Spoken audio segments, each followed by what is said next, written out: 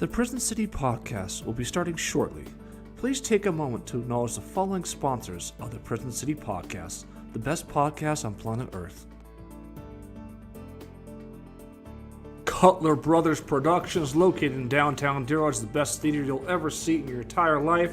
We have a special performance of Sweeney Todd is now here playing live every weekend, Friday and Saturday at 7:30 p.m., Sunday at 2 p.m. Get your tickets at cutlerbros.com. Once again, Sweeney Todd, the Demon of Barber of Fleet Street. Matt is the tech lighting booth for that, so that guy does that stuff. So check out Sweeney Todd at cutlerbrothers.com. Get your tickets now and see the best fucking show on planet Earth. Cuts by Cuts Productions by Matthew Cutler. He takes your old VHS tapes or Super 8s or whatever, puts them in his digital machine, sets the fucking thing on fire, and you can watch your old VHS tapes burn to the ground. Cuts by Cuts by Matt Cutler. Just kidding, folks. He takes your old memories, your DVD memories, anything you want, you can put on DVD. Take a VHS, put it on DVD, take a Super 8 film, whatever you want. Cuts by Cuts, there's a phone number right there if you ever want to transfer your old memories to a digital format. Cuts by Cuts by Matthew Cutler. Das Fruit Improv Comedy, possibly the best and funniest improv comedy team on planet Earth, is looking for new bookings for the 2022 season. Go to dasfruit.com if you want to book the funniest fucking improv team on motherfucking planet Earth. Das Fruit. If it's not funny, then at least you'll get offended. Pat Cutler's TikTok, ladies and gentlemen, is fucking exploding, so please get on there and help support underprivileged kids, as that is his sole mission in life. Pat Cutler, Patrick W. Cutler TikTok, check it out. The best TikTok shit you'll ever see in your life. The best horror film you'll ever see in your entire life. Redgate is officially released August 26th. SecretRedgate.com. Check it out. Fuck Pat Cutler. He's nothing but a sexist piece of shit.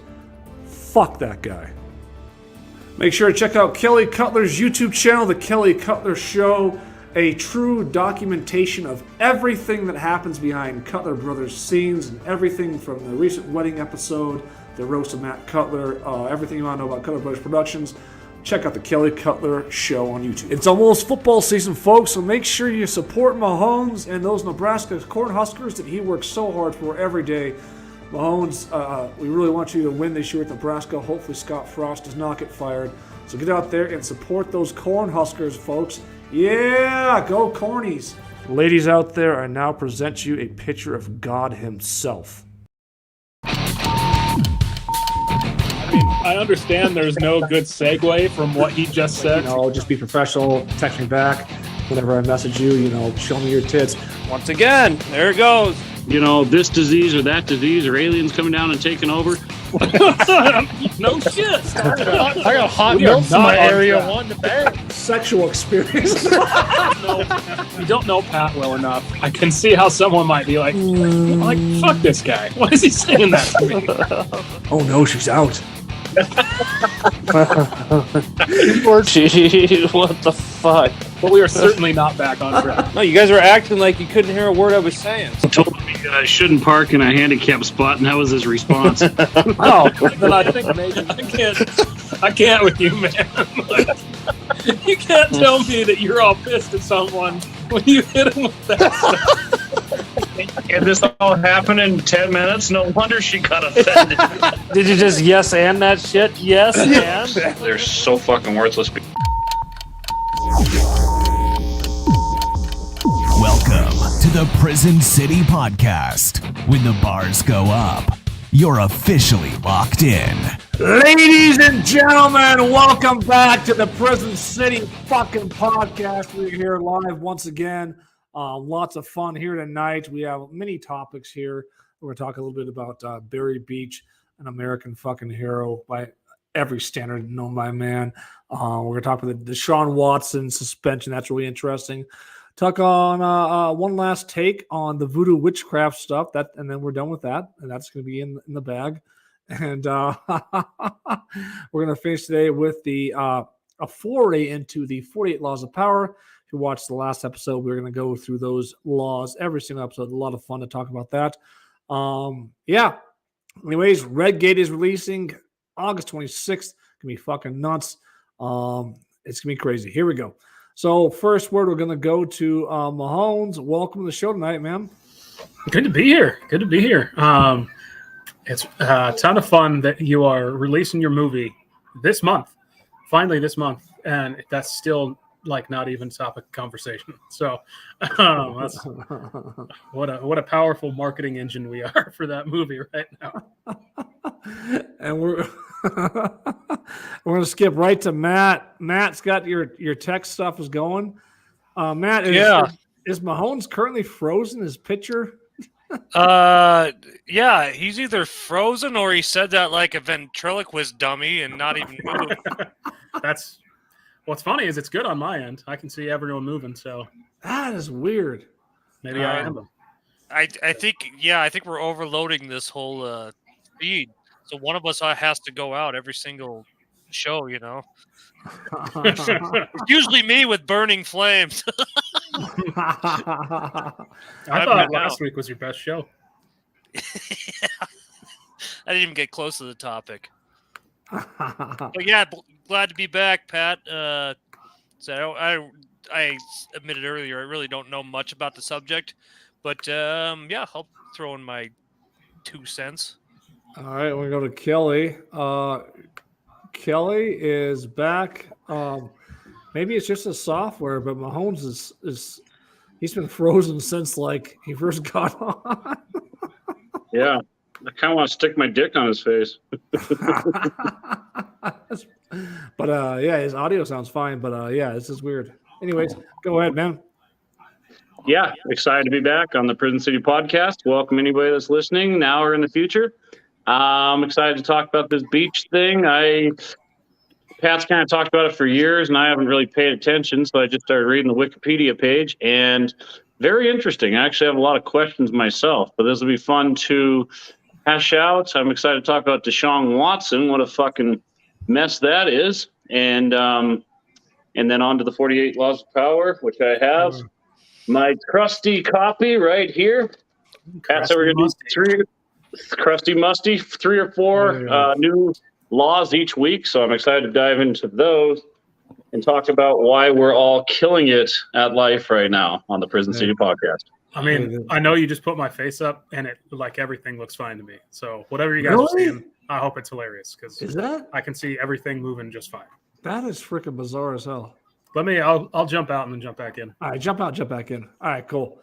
All right. Now let's talk about Barry Beach right off the fucking bat.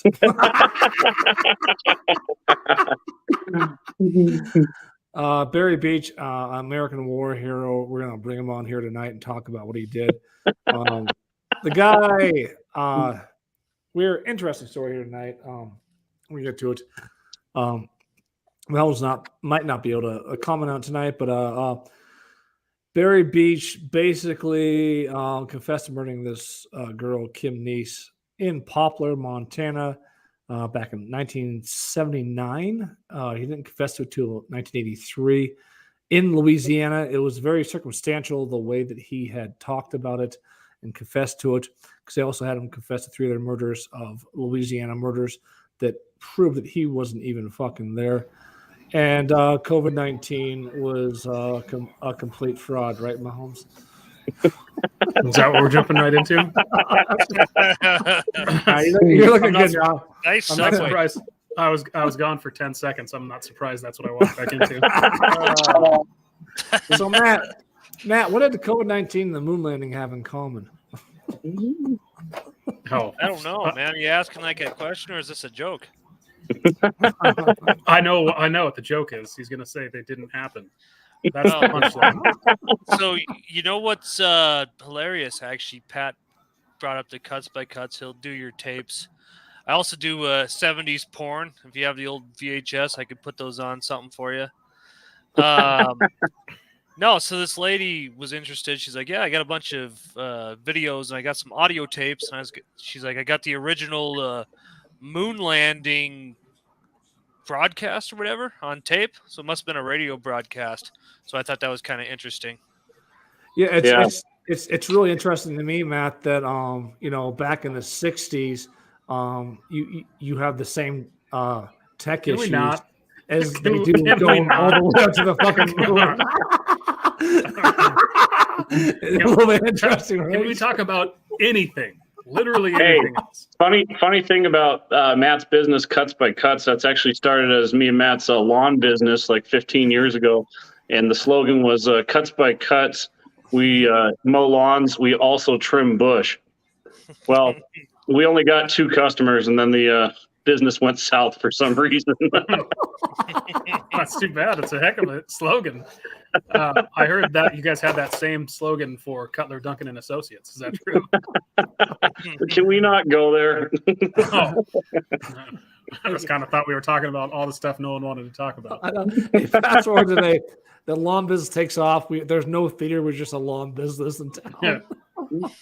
Yeah, no Cutler shit. Brothers landscaping. It's a shitty joke. You can't even say it, right? The funniest one, this didn't have to do with Cuts by Cuts, but Kelly was mowing one rich guy's yard outside of town with Martin, our buddy Martin.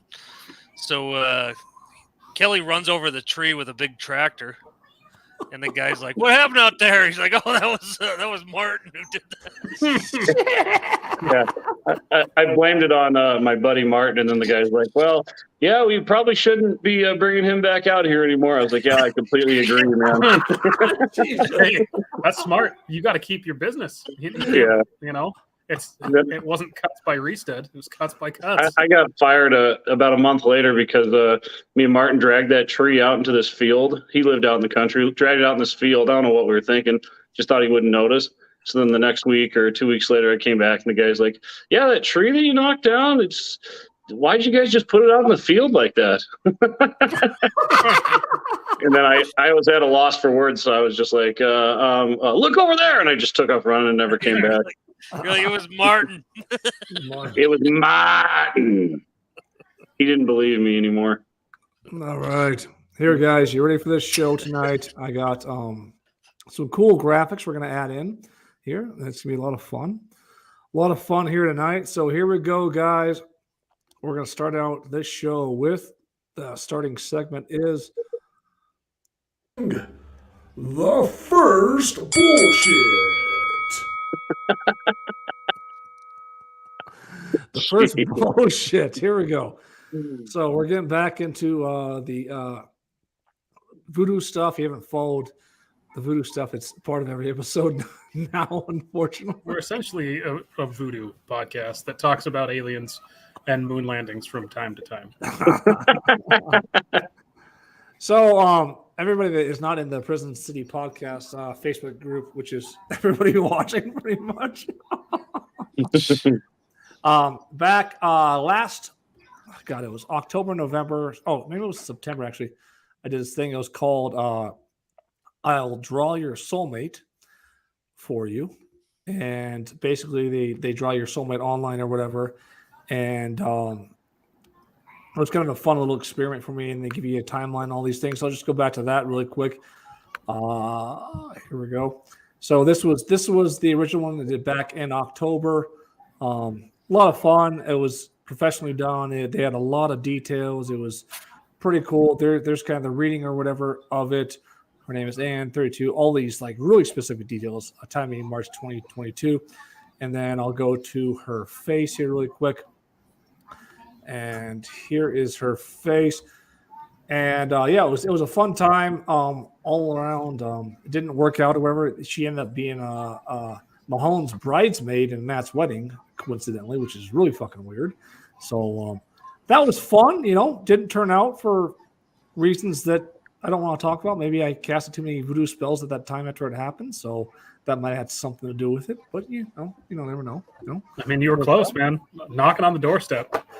I was knocking on the doorstep. So just this past week, since I confirmed a couple weeks ago that one didn't work, I decided to do one more, just for fun.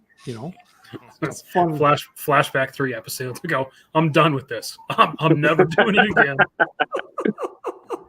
So unlike this one, at the end it was super professional. It was like really like high quality. They said at the end, don't tell anybody what you're doing or whatever. So I never did any of that stuff until the wedding, which made it really actually kind of awkward. But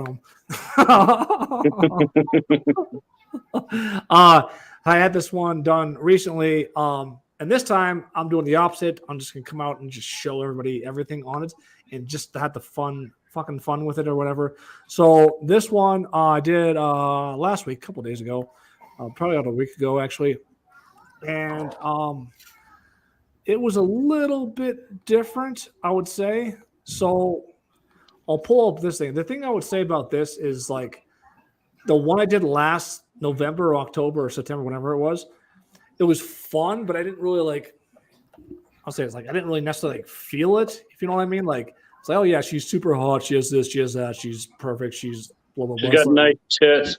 She's got nice tits. She has, yeah, I did say she had nice boobs and stuff. So it's kind of like, it was cool. I was like, oh, cool. That's awesome. Are you sure it wasn't just like some teenage kid doing it? Yeah, man, she's so hot. She's so fucking hot. I can see her. This one's like way less quality, but it makes more sense. More quantity, less quality. Yeah. Are you saying she was a bigger girl? I'll just say the artist wasn't quite as good on this one. Oh, fuck. Okay, here we go. Slap up the picture of Barry Beach. Let's get on with it. Let's just say, well, the artist wasn't quite as good on this one as the previous one. Aren't you ruining the voodoo by showing us the picture already? There she is. Can we see the rest of her? I mean, that's not that like hideous. No, she's cool. Like I can't draw to save my life.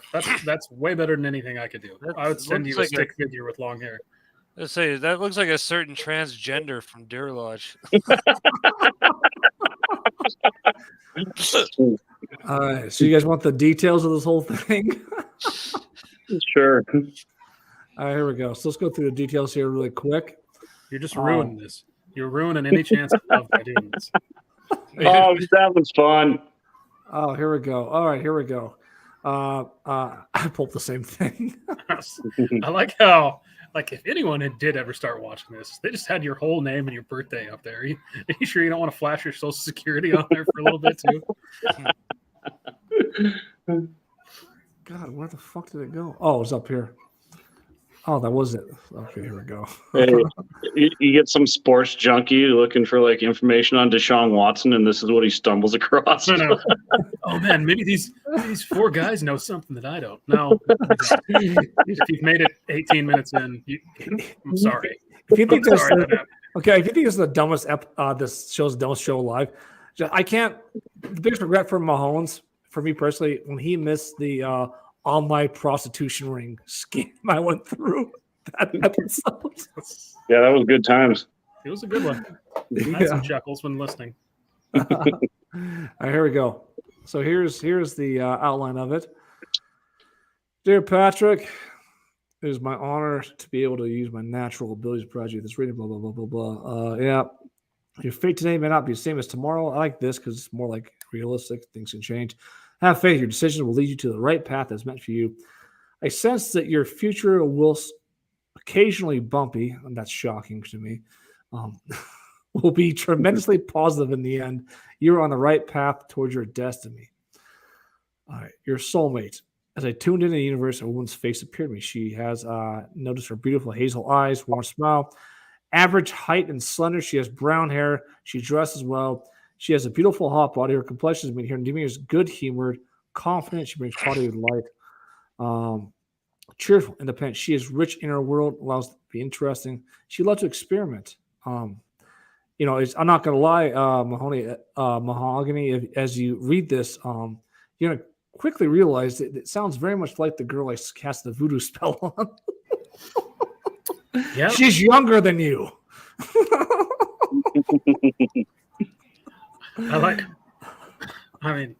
Wasn't it a mass event that you were at last time? Yeah, it was. It was a mess. She is not during sex is written. In fact, nothing will hold her back between the sheets. She unapologetically expresses herself and her desires. She's so interested in experience acting out her fantasies and throwing caution to the wind. Sex with her isn't based on emotion, rather intellectual stimulation. Yes. Yes. Whoa. That all happens in 30 seconds, huh? Oh, 30 seconds. Whoa. What do your tarot cards tell you there? Yeah, what do the old tarot cards say here? Let's go to the tarot cards. Amazing blessings from the universe. We'd like you both to feel very lucky to have found each other. Romantic adventures follow one's heart. This relationship will be full of romance and adventure. Emotional bliss, celebration and safety. She'll be supportive of your personal goals. The magician. Action. Believing in mystical and magical. The power to manifest amazing things to create a beautiful life together. Intelligent conversation. Oh, I mean, they just fucking pulled every positive card out of their ass there at the end. They said that they hoped it resonated with you. It sounds like maybe it did not resonate with you based on your... Did for a bit there, but right towards the end, it's like, okay, let's pull the bullshit out here a little bit. You know what I mean? Oh, I know what you mean. So, do you have to do another one now that you read us that one? You didn't give it enough time to let it grow. Yeah, that sounds like a pyramid scheme. Yeah, this is called a Ponzi scheme, the worst one in the world. How much did you pay for that? How much did you pay for this one? That one? Mind me asking. Yeah. Like 25. Yeah, maybe it is. Maybe it is a pyramid scheme. But I get the next level. It's 100. You should see, dude. You should see. I went back to the love spells I did from last season or whatever, and can you stop for a second and think about how casually you just said that? I just went back to the love spells I cast. You know. That's not a normal thing to say. I just love how vague those things are too. You will see this person down the road in a grocery store. You know, it's like, well, yeah, probably will eventually. let's just rename this podcast Pat's Sex Life. Jesus.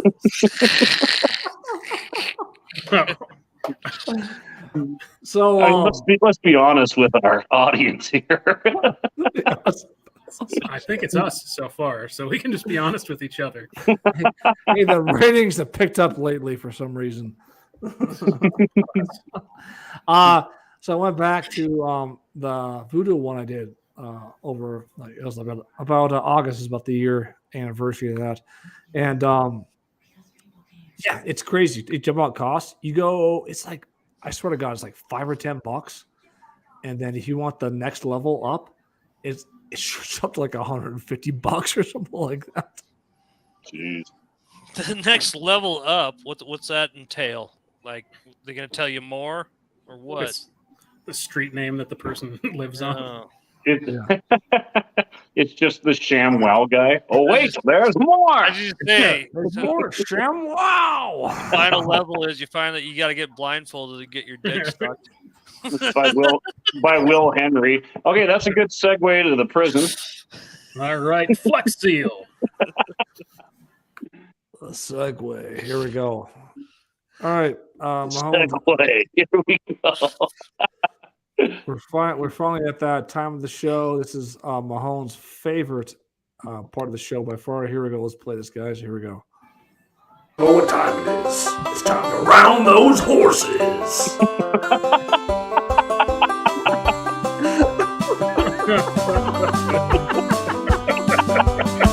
Look at those fucking things go.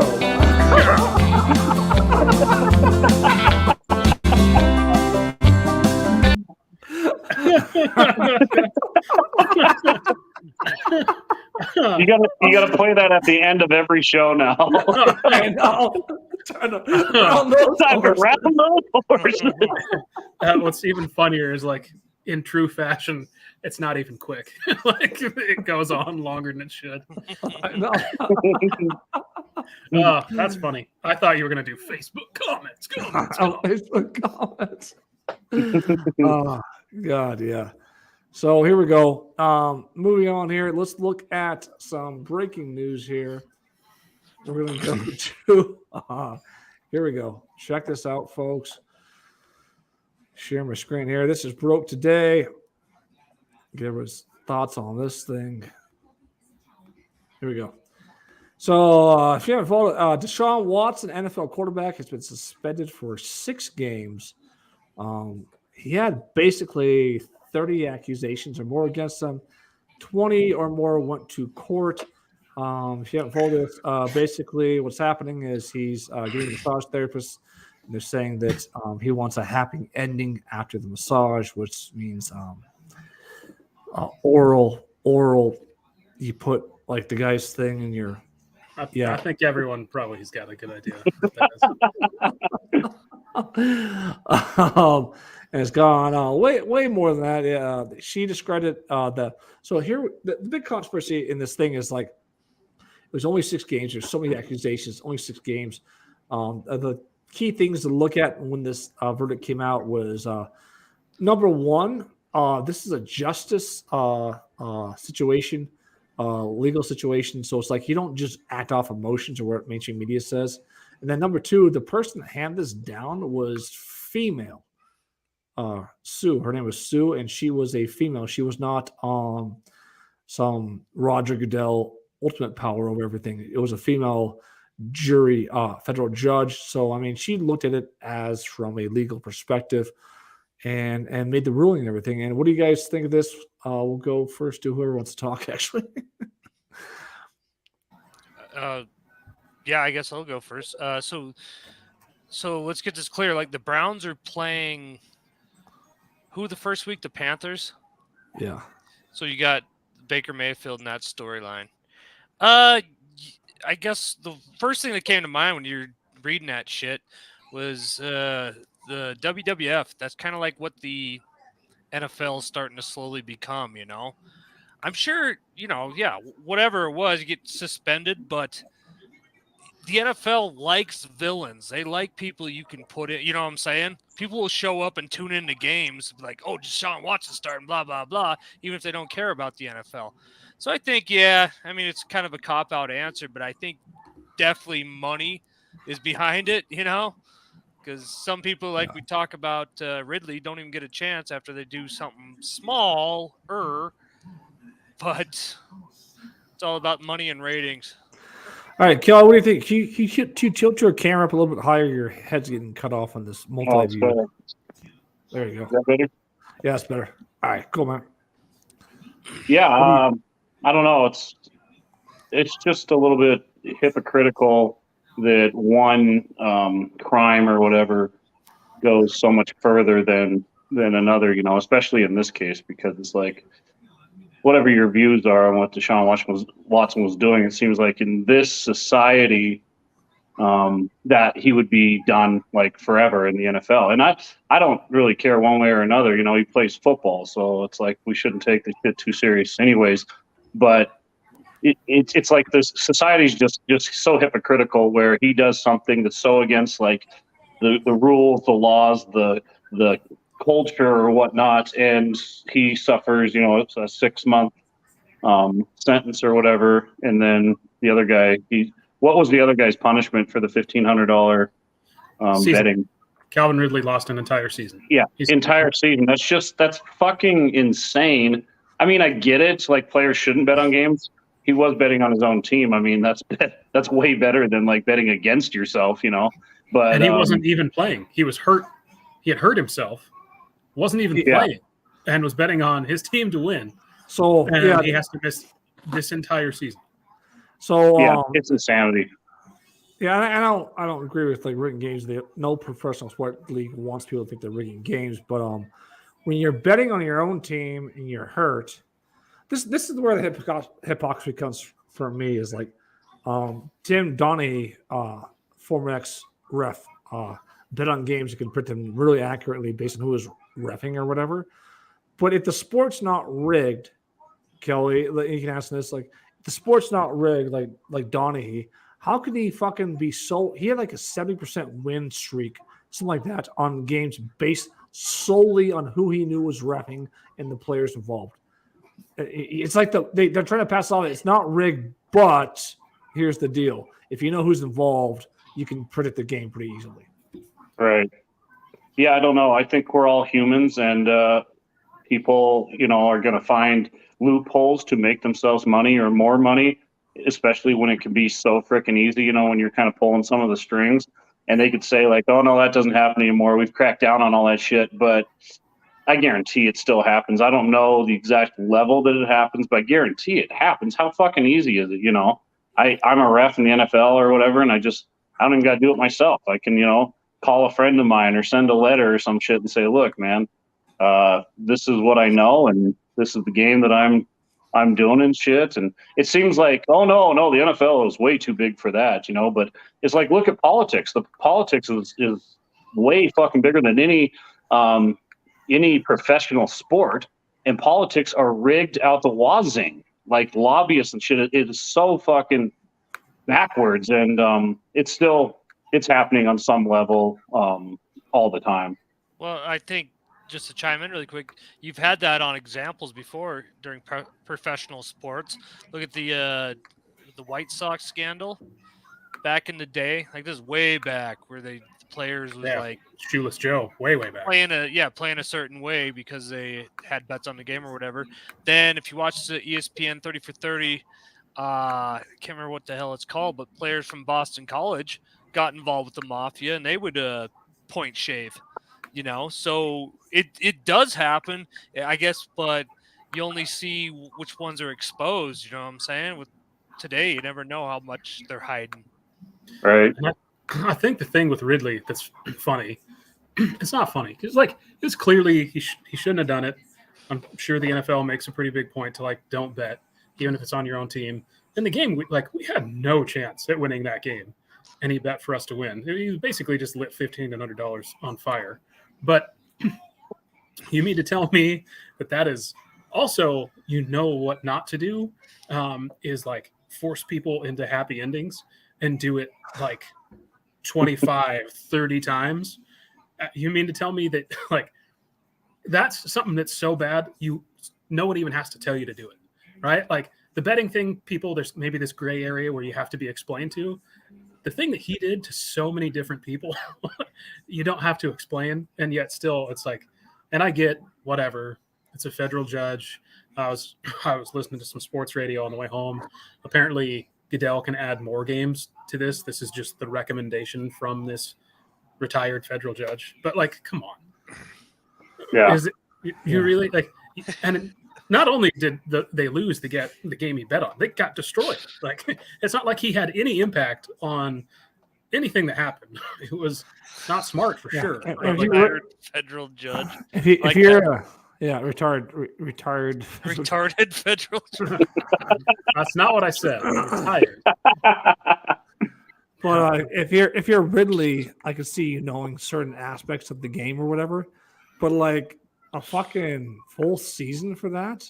And I mean, they were without him. They were without a bunch of people, and they were playing Tampa Bay Bucks. He knew good and well they were going to lose that game. I don't know why he bet on it. They only ended up losing by 25 points is all. Yeah, and this isn't racketeering. This isn't he had a bunch of guys that were oh, he's got the inside information. We're going to jump on his bandwagon. So this is just a fucking single bet almost pretty much. I think it's a smoke screen, honestly, man, because there's so much shady ass betting and shit going on behind the scenes. I mean, you guys have seen calls, and you can call me a conspiracy theorist or whatever, but we've all seen calls where just that doesn't even fucking make sense. I am not a professional ref. I'm sitting at home, and that maybe I'm not making my case with that, but you can see it. You can see it better than they can because they got the zoom in and the slow motion and everything. And some of the shit with replay, they still fucking get wrong. So I think they're using these guys as a smoke screen, as a scapegoat. It's yeah, look at him. $1,500, shame on you. Look at him. Happy ending, shame on you. So everybody's so focused on these players that nobody's looking at the big thing that's actually going on, which is millions upon millions of dollars gambled behind the scenes. I'm sure of it. Well, the worst by far I've seen for replay systems is Major League Baseball. NFL's not perfect. NBA finally got rid of the stupid ass fucking checked out of bounds every single play in 2 minutes. But MLB right now, it's a play will be super fucking obvious, or it'll be oh, he's out, and there'll be no evidence whatsoever to overturn it. I've seen it go both ways for my team. And they'll fucking overturn the call with no evidence to overturn it. Like, and what's the fucking deal with sending every call to New York now in all these sports? It's like, why don't the refs on the field use the replay and make the call? Why? Because it's another scapegoat. Oh, yeah, now it's a bad call, but New York told us to say this. No, how about you take fucking responsibility and make the call because you're getting paid for it, and let those fans boo the shit out of you when you get it wrong. what do you think about Mahomes? I think much like the NFL, we have let Deshaun Watson off a little too easy on this particular discussion because the guy's an absolute dirtbag. But yeah, I can't really decide which one I like because the NFL one where the guy just has to sit there and do it himself, that can be up to interpretation. I kind of like the college football one where they have the dude that's there. He's up in a booth doing the replay, but he's actually on premise, so you don't have to like send it halfway across the country. He's just up there. He tells the guy what to say, and everyone that actually makes the decision is present. It's like the Wizard of Oz, man. They send it to the guy behind the curtain. Don't look behind that screen. You know what? No, I'll go fuck myself, I guess. I liked it. How would you like to be? So within his contract now, he can only have one masseuse, and it's got to be the team one. You got to know that Cleveland Browns team masseuse is like, oh boy, this is not great. Probably some fat, sweaty, hairy guy. Yeah, I hope it is. Yeah, I hope so. I can't remember what the number was, but it's something out of control. Like he went through 42 different masseuses in a year's period. Yeah. It was like 66, actually. Like if it was 66, that's more than one a week. It's also hypocritical though, because I think that this is going on with a lot more players and stuff, and definitely politicians. I'm just relating it to politicians because these guys are well-known, famous people, tons and tons of money. It's like they play by a different set of laws than everybody else. They don't have any laws. This is the thing. I'll bring this up too. Is look at the Patriots owner Robert Kraft was caught going to a human trafficking sex parlor on tape. Nothing. Fucking nothing. Yeah, if one of us did anything close to that, we'd fucking be in jail. We'd be in big fucking trouble, and they wouldn't even give a shit. They just throw the book at us. Doesn't matter who you are. But if you have millions of dollars in fame, you just play by a different set of laws, and I think it's been that way all time throughout all of human history. Yeah, Epstein's Island, man. Look at that shit. Yeah. Let's jump right into politics. Talk about playing by a different set of rules. Like Watson, Cleveland knew what they were getting into, so he was only going to make $1 million this year of his $200+ million. So they backloaded it, knowing like, hey, he might miss a whole year. We'll only pay him this much. I mean, come on. Like, shouldn't they get in trouble for that? Shouldn't the NFL be like, hey, that ain't right? He's making $45 million this year, guaranteed. Guaranteed, not playing. That's almost $1 million per masseuse. Almost. That's probably what he had to pay to get all these out of court. Well, we talk about, like, is he really going to be the savior of the Browns, though? Like, is he really enough to do it? Of course not. And not only is he not going to be the savior, what did they trade? How many first-round picks? Basically as many first-round picks as you can trade. So they're screwed. Basically, I'd say he's only 26 still. That's the one thing. But and the quarterbacks drive the NFL market or whatever for teams that win and stuff. And Baker Mayfield, like I said, Baker Mayfield was not that bad of a quarterback. He was not terrible. He had an injury last year that inhibited him and stuff. But like, yeah, I don't know. I think the Browns built their team to make the playoffs and beat the Steelers by scoring 48 fucking points in one playoff game by getting first round draft picks. And now they're trading it all for one guy, and yeah.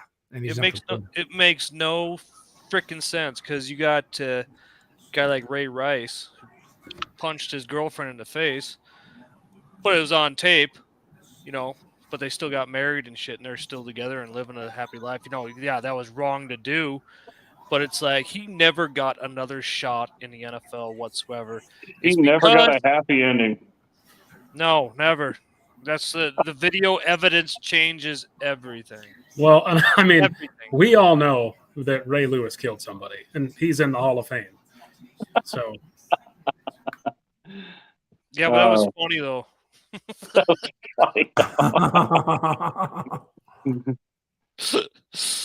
Yeah, it's all. How about Pat eat his 5-piece chicken dinner as we try to do a podcast?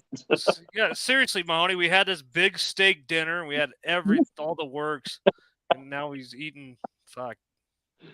Pat's just chewing on ice right in the mic. I want some chocolate tonight, guys. So there we go. Every time we start the podcast, Pat's like, "Time for some num nums." and it's always like the crunchiest. It's like, all right, I'm gonna do these peanuts here, but instead of cracking them with my hands, I gotta bite down on them. Oh, and then when I'm done with my peanuts, I got these kettle chips. Oh my god, I'm so arrogant for this podcast. I have a full cooking staff back here. They just serve me all this food. Yeah. It's during a hour and a half podcast at usually 8 or 9 p.m. Hey, guys gotta eat. The funniest one was in Pittsburgh. God, that was fucking late in Pittsburgh. I was eating a full pizza during the show. Yeah. So when Watson comes back, he's like free and clear. Like this is his punishment. That's it. Yeah. Wow. So he'll be playing this season? I mean, the Browns. Week 7. The Browns have like a pretty easy, like they'll probably beat the Panthers. They'll probably beat the Falcons. Like, yeah, they could easily make the playoffs this year when he comes back. Four of their first 6 games are pretty winnable games. They play Pittsburgh, which you never know what Pittsburgh's going to do. But I mean, oh yeah, they go. Jeez, take that cum out of your throat. They go Bears, Panthers, Jets, Steelers, Falcons, Chargers. They could win more than half of those. And hey, Falcons got that, man. They got it. They have the Patriots. No, they don't. Who's their quarterback?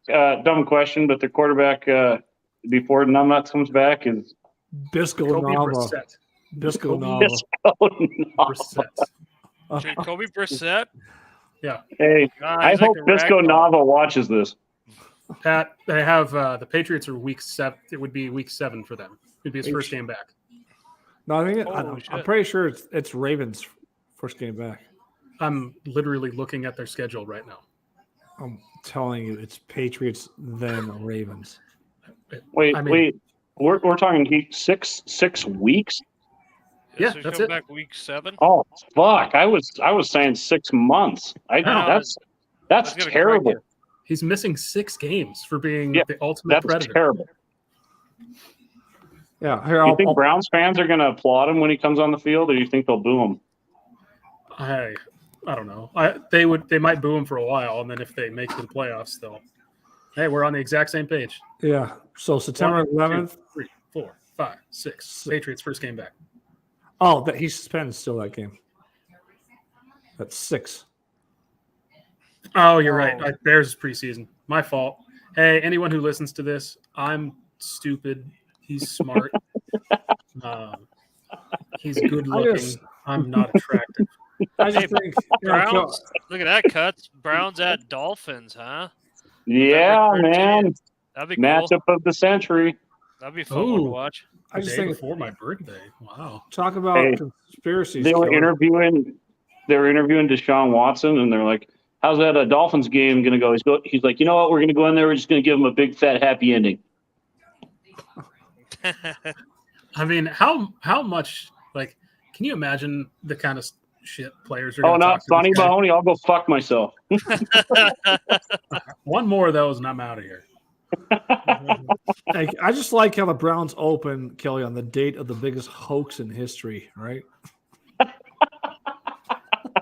They're opening on the date, the anniversary of the moon landing. I make no sense. I literally was in Pennsylvania and went to the Flight 93 or whatever crash landing. I come back with that. Oh, there we go. It's fucked up. So I was in Pittsburgh for 9/11 last year. And in the summer, I went out to the actual Flight 93. Which is kind of weird. And now the Steelers open at Cincinnati. Flight 93. I'll say this in Mahone's category. After you go to that museum in Pennsylvania, the Flight 93 museum, fucking conspiracy theories get a little bit difficult after that. It's I was able to go to New York City for the first time, and one of the first things, like after we got checked in, we went down to 9/11, the memorial and everything. And it's if you haven't been, I recommend everyone go. It is such a unique place. When we were in high school, I went on this trip to DC, and the best way I can describe, like, we went to the Holocaust Museum that they had in Washington, DC, and being inside that, like, 9/11 memorial was very much the same feeling. Like, there's people crying in some spaces. It's like rude to talk. You just kind of, it's weirdly quiet. I don't know. It's just, there's no real way to describe it. It was such a moment in our lifetime where I knew things were going to not be the way they were after that, you know. It's crazy. It's a crazy feeling when you're there. You should, and it'd be interesting to compare that to the Flight 93 memorial, because New York City, obviously huge, major city or whatever. The memorial for Flight 93 is in the middle of nowhere. It's almost like the National Park Service kind of runs it a little bit, but it's crazy, like what they did with that. Like, they went through the details. So you can go, the museum's up top. You go through every little detail of that entire fucking day. You can listen to all the phone calls on that plane. It is crazy in depth. They put these fucking tower things where the plane came through and then crashed. Like, it's insanity to think about that. And then on top of that, I'll have to kill you about this and maybe Matt a little bit. It's crazy. This is the only conspiracy I would have, is like, Pennsylvania, if you drive through, like me, you drive through Pittsburgh and stuff, there's fucking hills everywhere, rivers and hills and all this shit. For that plane to land in a fucking field in the middle of nowhere, the odds of that happening, I mean, the odds are pretty fucking low. You got to drive through Pennsylvania. There's constant hills everywhere. It landed perfectly in a field with no population. Crazy. Yeah. While we're on the subject, kind of going with what Mahoney said, I went to New York 2004, did our drama club whatever trip out there, watched a couple Broadway shows, and they took us down to Ground Zero, and that was before they built what's the new tower? What's it called? The Freedom Tower. I went up there, and that's another thing that's crazy.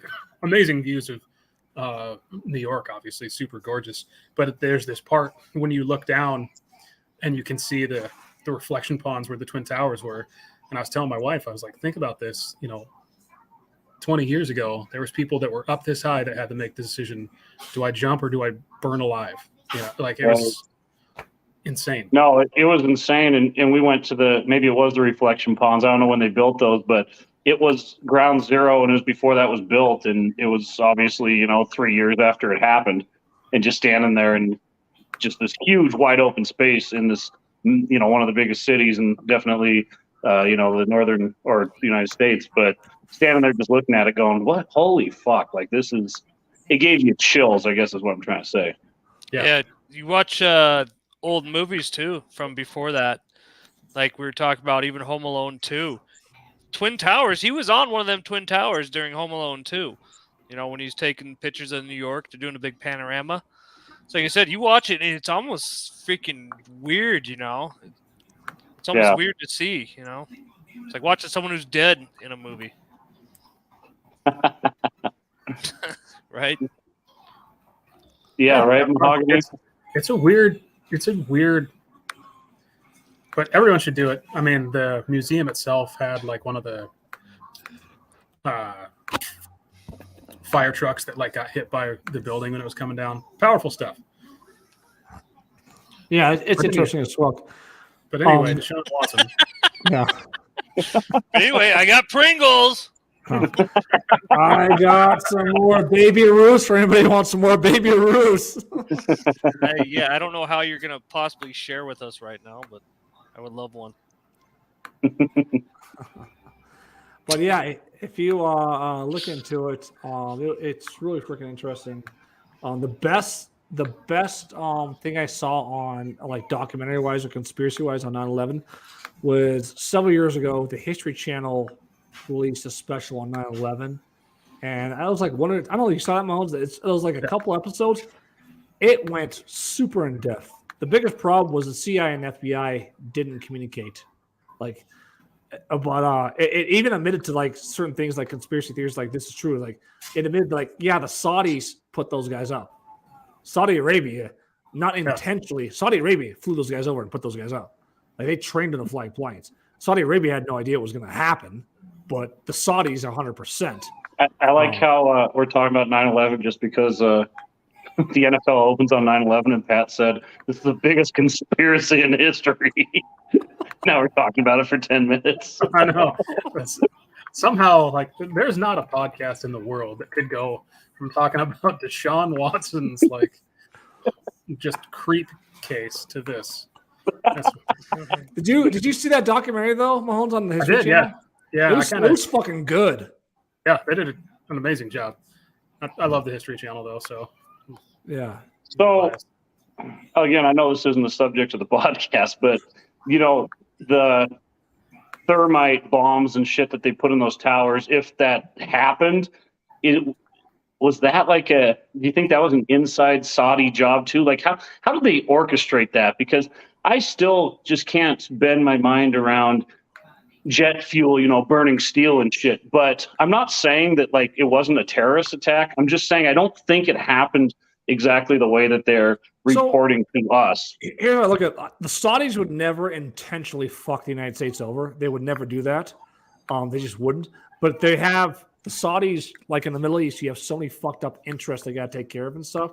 It makes a lot of sense. Like the Saudis, the biggest thing about the Saudis, I would say this: look at that fucking Washington Post journalist, basically got killed in broad daylight by a Saudi prince, and we did fucking nothing.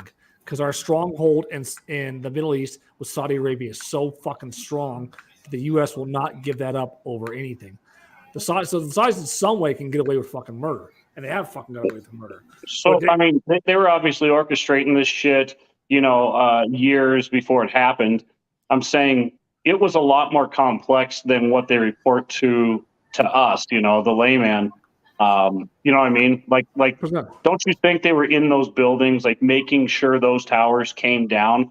Like they weren't just going to take a chance and fly a plane into it and, shit, you know, it's made out of fucking steel. We didn't knock it over. It didn't fall down. Like, don't you think there's so many more elements that made that process happen the way that it did? With the terrorists, for sure. Because if you go to that Flight 93 in Pennsylvania, when they thought their mission was failing, they fucking ran a plane in the ground. I've still tried to find conspiracy to say otherwise, but they pretty much did run the plane in the ground. But they knew, they are trained, and they knew that X plus Z plus Y equals this. So the dynamics and the physics of running a plane to a building, they had to have known something that it was going to come down. Like they had to have known fucking something. You're right. Or maybe there was, I don't know. It's very interesting, but even if they carried out, like I'd like to think, even if they carried out everything perfectly, they hit the White House, they hit their targets exactly how they wanted. Flight 93 didn't come down, it hit its target. I still think the United States survives that terrorist attack, and we're where we are right now. You know what I mean? I mean, they knocked two giant buildings down, then flew a plane into the Pentagon. I seriously think even if they hit all their targets, that we would have survived that as a country. 100%. I was going to say, I don't know anything about architecture, but I just want to kind of throw this out there. But it's like, I know how they test airplanes. Like they test airplanes, the G-force or whatever, to see how much they can actually endure from weather and shit. So like with buildings and stuff, is there a certain threshold you got to hit to be like, okay, if we do get hit by a freaking plane or some serious freaking wind or a tsunami or a tidal wave, you know what I'm saying? That's the thing. Yeah. Like when they first built the Twin Towers, no, there wasn't that. Like And then what happened is after some baby Ruths, after some serious earthquakes, I think they happened like, gosh, was it like the Oakland A's were playing in the World Series? Remember when we were little kids? There was a huge earthquake. So after San Francisco, wasn't it? Maybe was it the A's versus the Giants? I or maybe the earthquake was in San Francisco. Maybe that was it was A's versus Giants. So ever since then, buildings over a certain height have to have these requirements of like being able to withstand, like if you're going to be over X floors tall, you have to be able to withstand like this magnitude. And back then, like they just had to be able to basically withstand like some, like, I think it was like 90-mile-per-hour winds or something. And the building would sway. You can read this stuff about how like when there was high winds in New York, the building would kind of sway a little bit. There was standards, but it wasn't anything like that new building had, for example. That's why I'm so fucking afraid of heights. I don't see how. I don't know about Mahogany, but Matt's like not really afraid of heights, and like certain people I know, and they just dance on cliffs and on the edges of buildings and shit. I just don't get that, because I'm like, if you fall, you're dead. Like there's no coming back from that. So I'm not like afraid of fire or something like that. I'm like that, or even falling in water. Like, we go float and you fall in the water. It's a good chance you can survive. But you fall from a 30-story building, you're fucking dead. No doubt. No, this is crazy. Like, so we're at the Milwaukee Brewers game like 10 days ago, whatever it was, and fucking my brother Albert gives us great tickets, but we're a seat ahead of the way up high, great section, but we're a seat ahead like the rail or whatever. My kids, my youngest and Abel, he's fucking going up to the railing just like doing this. It's like, dude, back away. Like, if you were to fall over that railing, you fall fucking 30 or 40 feet and onto the field, you're fucking dead. Like, yeah, it was probably like me and Kelly both had like the fear of heights, vertigo, whatever. It was like, I fucking couldn't relax at all. It's like, I just see if you fall over that, you're fucking dead. Like I couldn't relax. Yeah, I know we're not, trailing off of, the subject we meant to talk about tonight, which was 9/11. But going up in Idaho on the chairlifts, I fucking hate that. There's this old lift on Silver Mountain, and there's probably the highest part of any lift besides the gondola. And it always stops, and there's no seatbelt or harness thing whatsoever. It's a 2-seater, one pole between you. That's all you got. And it always stops at the highest fucking point when I'm on that thing. Yes. Every single time. I fucking hate it, man. Yeah, I was up there for that family reunion we had a couple of years ago. We went up. I took my my oldest daughter Chloe on that in the summer. The summer would be scarier. It sucks. You're like, this is fun. It's like, no, I don't like this. Let's get off this. But you can't get off. You gotta go down. Like it fucking it scares the shit out of you. I almost start speaking tongues. Matt has to always calm me down. No, we're all right, dude. But I'm like, dude, this is. And honestly, with the snow down there, if you fell, I mean, you're gonna fuck yourself up, break your legs or whatever. But in the summer, yeah, you're dead at that point. I think last time we went too was like windy, wasn't it? It's just hell every time I go on that lift. I don't know why I ski anymore. I don't know. Yeah. Yeah, it sounds like you can't wait to get back up on the lift again. I like to ski. I don't like riding the lifts. All right, guys. Is that time for that show? Time for that part of the show here. Well, hit around the horses button. What are you gonna do? Around the horses? Around the horses. Yeah. I was just gonna say one more point about that whole 9/11, blah blah blah. I'll keep it short. I just said that's why humanity always has its flaws, and that's why every single generation will learn the hard way. The Titanic, you know what I'm saying? Look at that. You know what I'm saying? So it's like, oh, we'll learn the hard way eventually because we done something stupid we shouldn't have. Right, well, it's a double-edged sword, man. Well, I get what he's saying. It fucking sucks because it's a double-edged sword because something stupid happens or somebody does something stupid, one person out of a billion, and then you have all these protocols and all these things. We see that even at our theater. Like, we just had 3 inspections last week for, the fire marshal and building inspector and everything. They come in and we got to do some work, some electrical and shit like that. I'm not saying that's not smart. I know it is.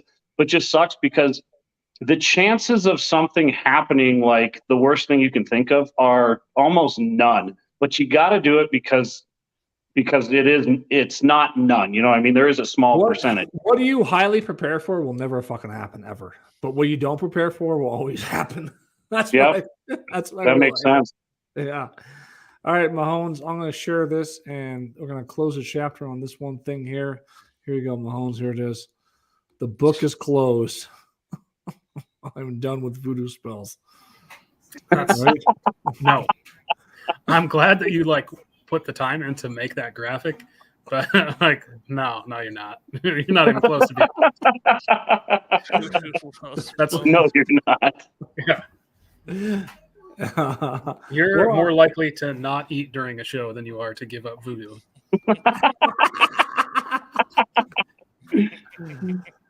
Hey, here you go, Mahomes. Coming this December, folks, to the Prison City podcast. There she is, coming this December. Yeah, man, I'm excited. I'm excited to meet her. Did they give you a name, or is it just a? It's Krusty Musty. Krusty Musty. She goes by the name Krusty Musty. I feel like we might have heard about that person before. Yeah. Hey, how do you know that's a female? Could be a male, Pat. Could be duping you, man. He looks good, right? Did you read the fine print? All right, time for this part of the show, guys. Here we You know go. what time it is. It's time to round those horses.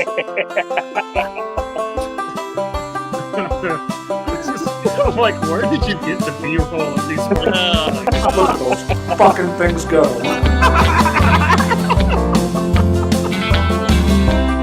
Yeah. He keeps playing that shit. It's not. I know we're not rounding the horses. Save it for its proper time. Those voodoo love spells, man. Yeah, it's like those sex hotlines you call. You think it's some freaking hot chick or something, but it's probably just like people like us on our computer. You'll grab her lusty breasts and kiss her all night. I was reading this thing about this guy that he's like, yeah, I got beat so bad online in Madden that this guy is like, dude, you fucking suck, bro. He's like, I pretended like I was 11 years old. So he wrote, I'm 11. The guy's like, oh, I'm sorry, dog. You're not that bad then. They just had a conversation like he was 11. This is off topic completely, but I do have a segment here I do want to talk about. The Facebook comment section. There's absolutely no way we got through this episode without it. So, all right, so this is crazy. This is crazy. Yes, you're about to publicly shame people. Or eat his For no reason. baby Ruth. Yeah, this was bad. This is like years ago. So Facebook, as you know, was like way fucking different over the years.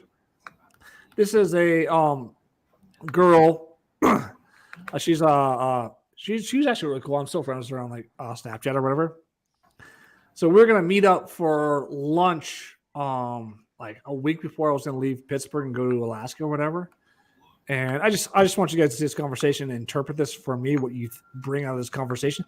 I found this on my Facebook memories like a couple weeks ago, and it's just interesting as fuck to kind of read this conversation. Again, she's really cool, but for some reason, back when Facebook was doing it what it was, like your conversation was like public or something. It's so fucking weird this is a public conversation because this would never fucking happen today. Never. And so I'll just share it with you guys. There we go. So there's, shut up. I'm definitely ready to get married and be a housewife. Haha. I'm having little Charmise in 8 months. So may come by my baby shower. Oh, I'll be down. You're not really pregnant though, right? Otherwise, no drinking for you. Oh, I'm not pregnant. We aren't having kids until I'm done with school. With that being said, what are you doing tonight? Didn't think so. Fishing up some cleaning and going to sleep. Boo, you suck. Lunch again tomorrow? Lunch again Monday? Jeez, it sounds like I was fucking this girl. Yeah, I'm thinking one-ish right now, but things could change depending on where I'm on. Period. God, sorry. he just passes out.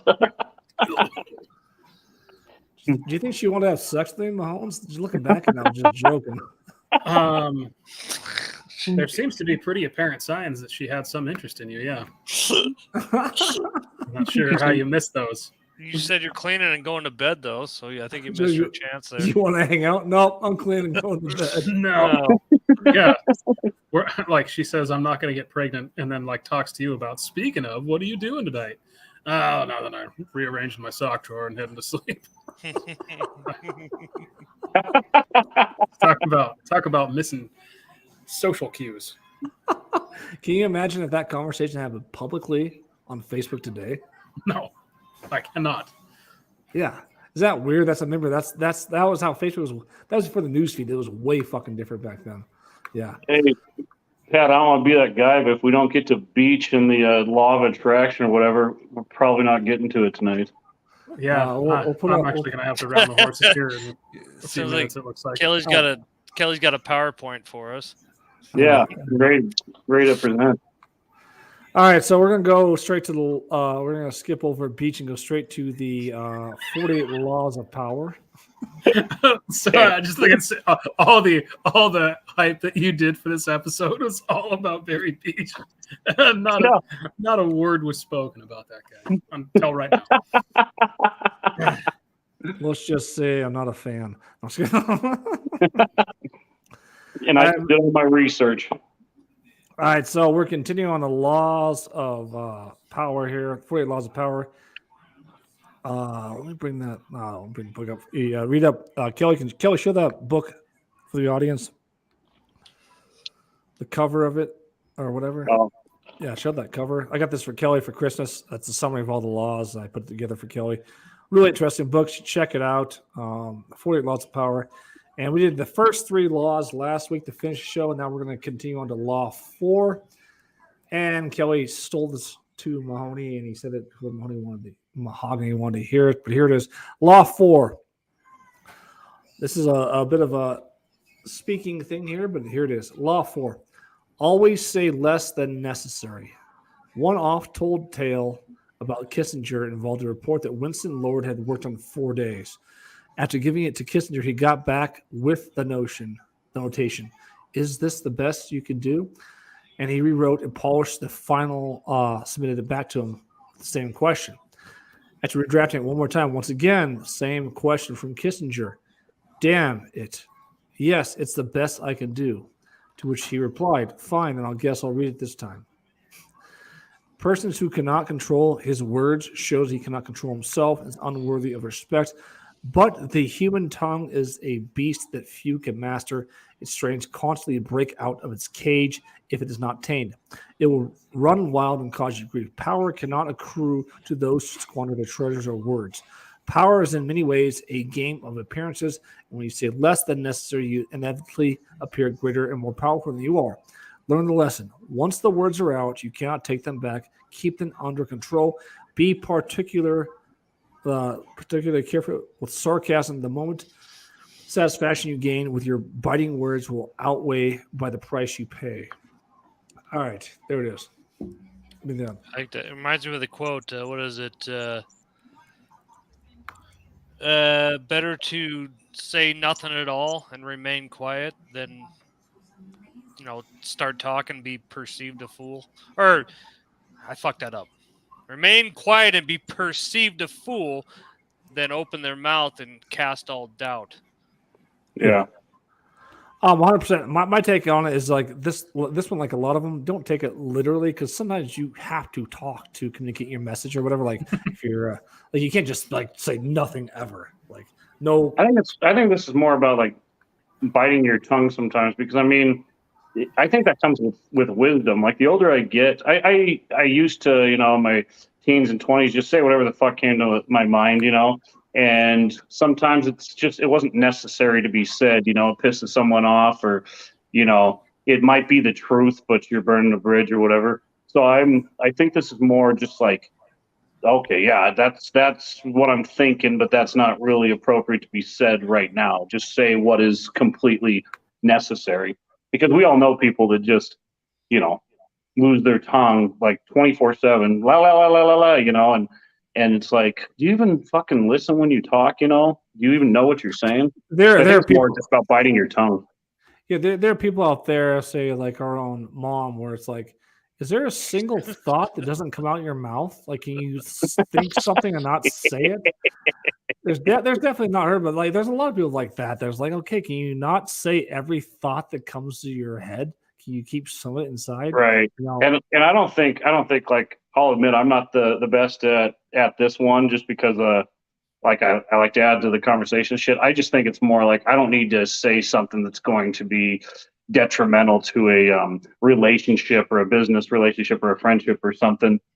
But I think the older you get, the more you learn. And there's people, you come off very, I think, a lot more mysterious too when you say less, Yeah, again, it depends on the situation. Holmes, what do you think about this?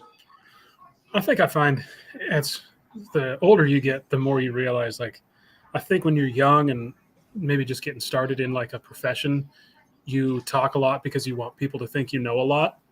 It's kind of, maybe I'm just speaking for myself, but I felt like if I like step up and say something in this meeting, I think they'll take me more serious, when really you just have to speak when you actually like, don't speak unless you really know what you're talking about or you actually have some sort of value to add. And I've found that to be much more valuable as I grow up, instead of just talking nonstop. Yeah, that's kind of where I'm at too. It's like, if you're gonna speak, have impact on what you're saying. Like for me personally, if I'm gonna speak on Facebook, which people are so fucking soft on there, I'm gonna try to piss off as many people as I can, as possible. All right, he got the message from this whole thing, huh? Yeah, Law I think 4, that's piss off as many motherfuckers as possible. Right? That's instead of like, he'll always think like, did you piss off as many people as you can? Are you sure it's done? Is this the best you can do? I mean, look how many worthless Facebook posts are out there. I ate Cheerios for breakfast. Oh, they were good. Yum. I mean, that's a heart healthy breakfast. Good for them. I hate when you argue about the stupid shit. You're wasted arguing with your buddy about the stupidest freaking shit, and you wake up the next day and you're like, God, that was so stupid. Now I got to go apologize and make up, and I'm hungover. That's just like the worst, So it's like, yeah, as you grow older, you stop paying attention. You're like, yeah, maybe if I just shut up tonight, go to bed, wake up tomorrow, it'll all be, it's not going to matter tomorrow morning when you wake up sober or whatever. Yeah, Right. I just think so many people on social media post so much boring shit. I took my kids to the zoo today. Oh, cool. Your life is boring as fuck. All right, next. That's all alive. All right, here we go. Next law. So much depends on reputation. Guard it with your life. This is one of the hypocritical ones that Kelly kind of talks about, and I agree with. Always be alert to potential attacks and thwart them before they happen.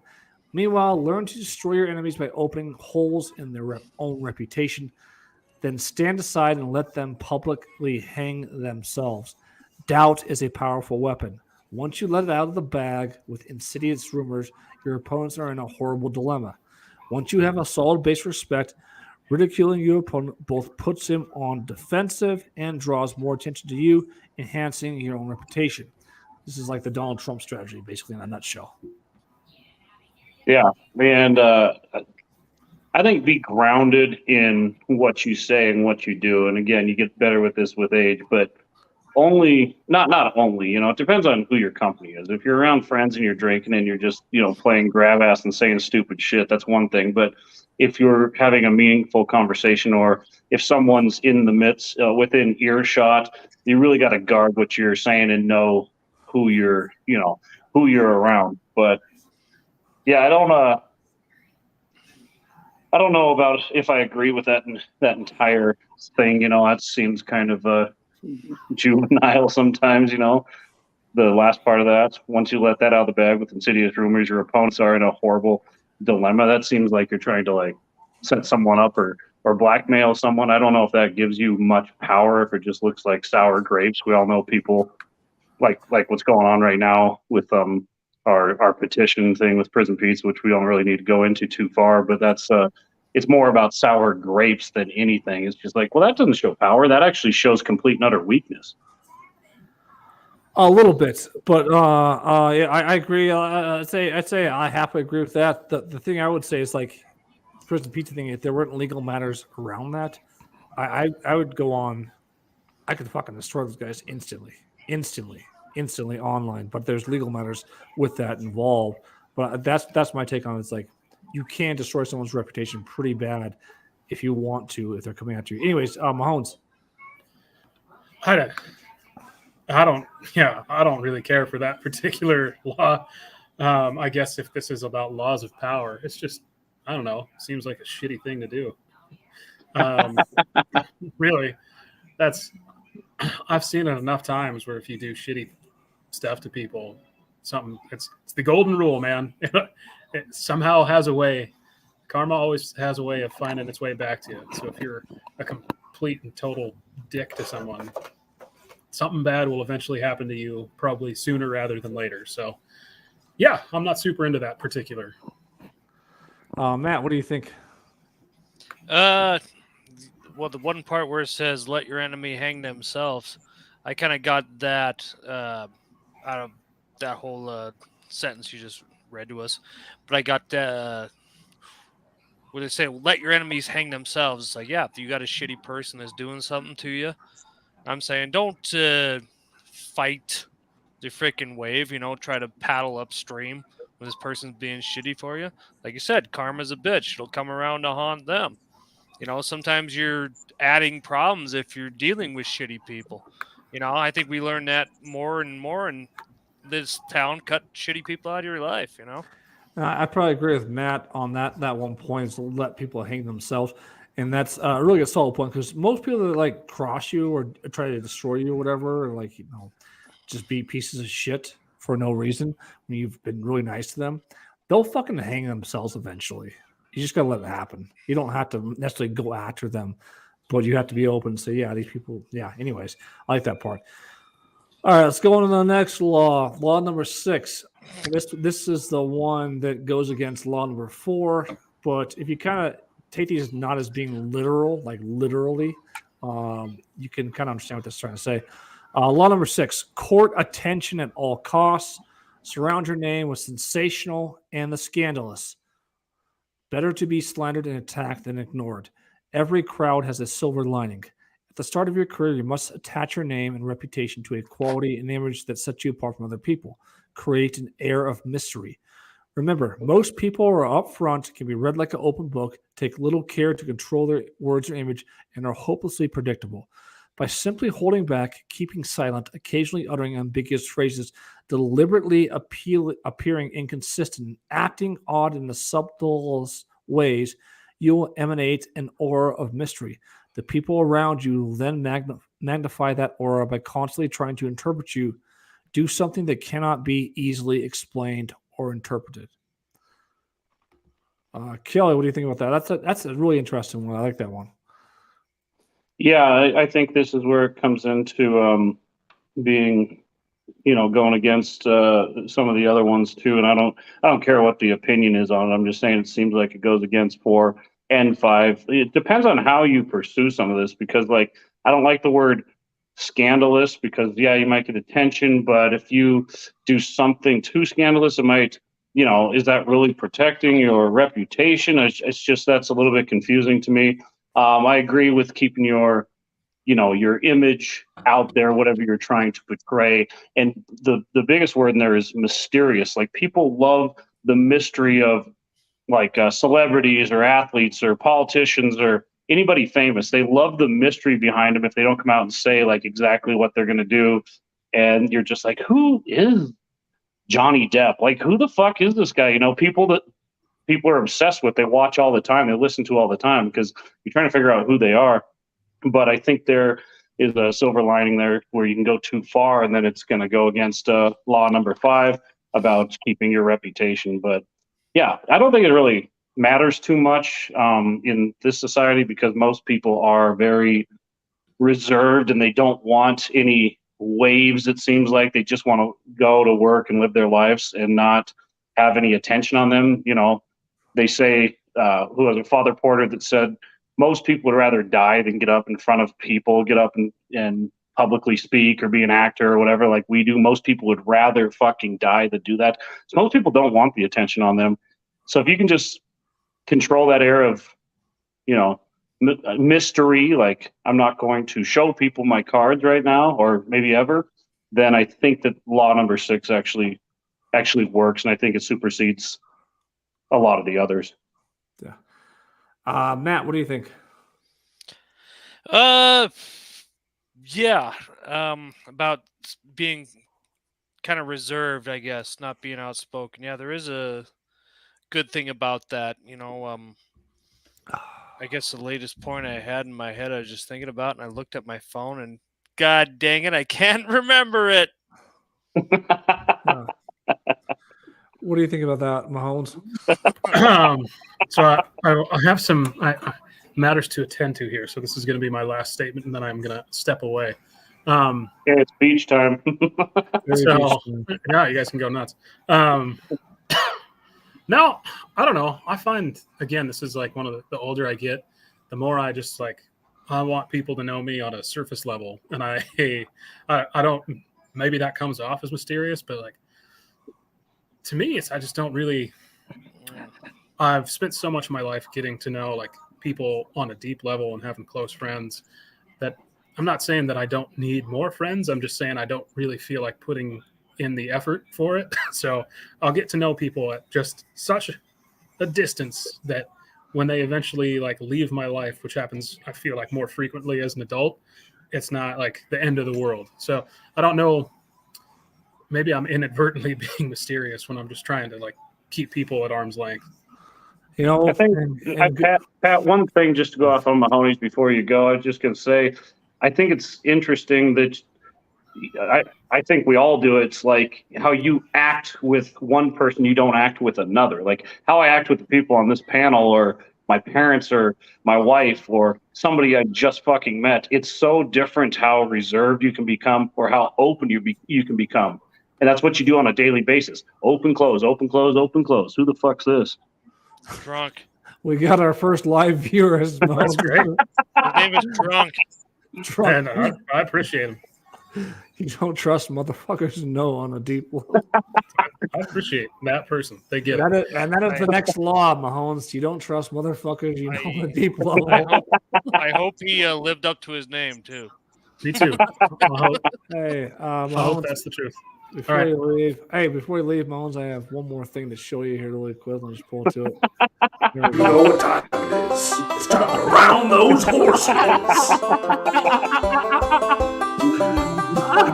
All right, you boys round them. I got you started.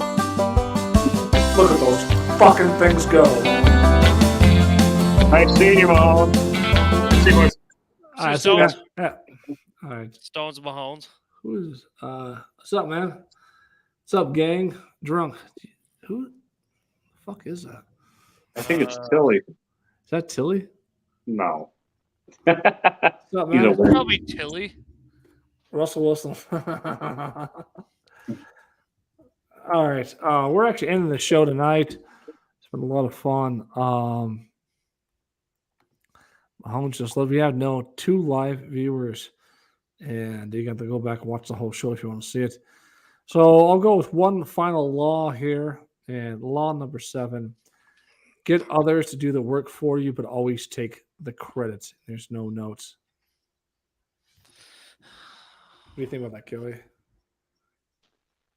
Yeah, I mean, this publication that you gave me, it honestly makes a lot of sense. Some of it's, I think, to a lot of people might seem a little harsh or communistic or Hitlerish, but it's it's however you want to boil it down.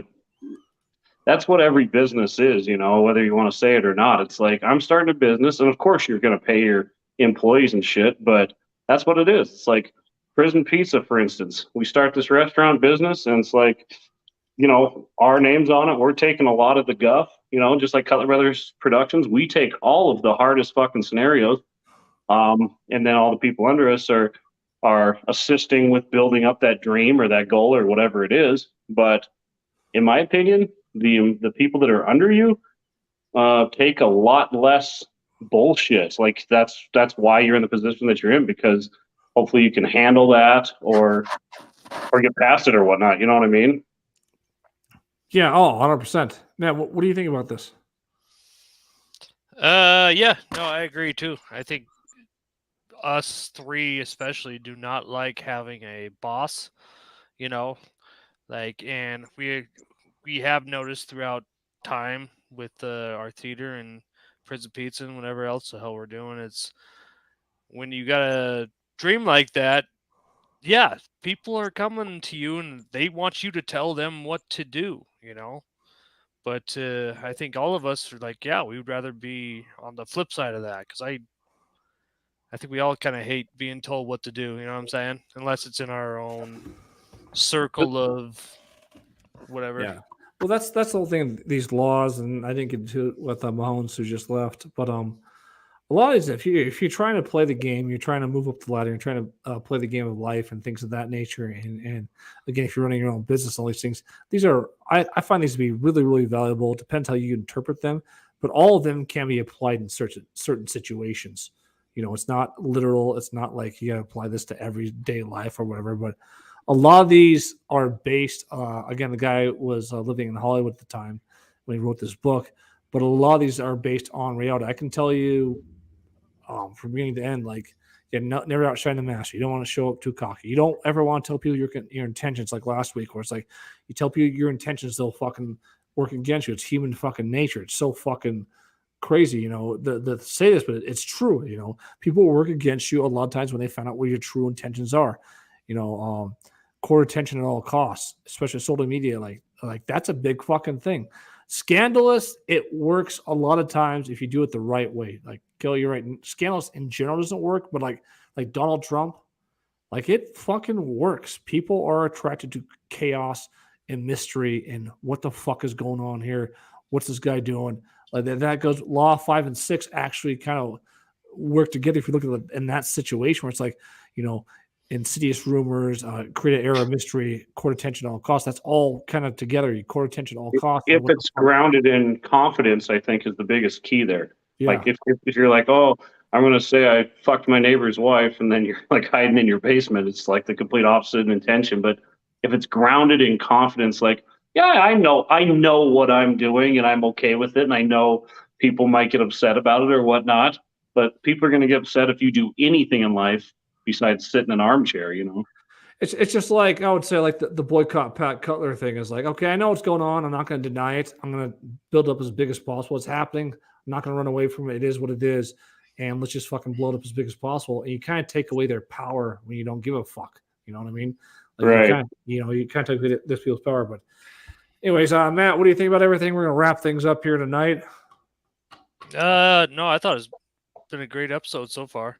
But if we're rounding horses right now, I will say more. But well, let's round the horses right now, Matt. You got first take.